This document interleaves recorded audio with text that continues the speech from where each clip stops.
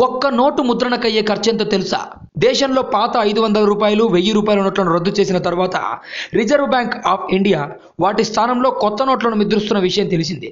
అయితే దీనికోసం ఖర్చు ఎంత అవుతుంది అనే విషయాన్ని తెలియజేయాలంటూ సమాచార హక్కు చట్టాన్ని దృష్టిలో ఉంచుకొని ఓ వ్యక్తి వివరాలు అడిగారు.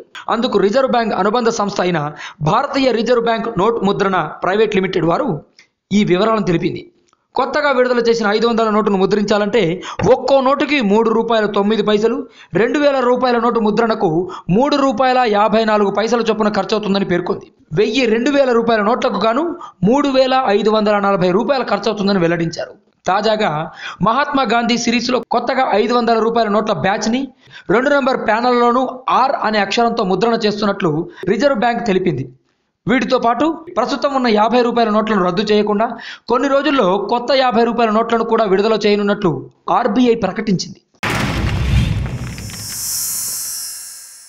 Like and subscribe Eagle Media Works.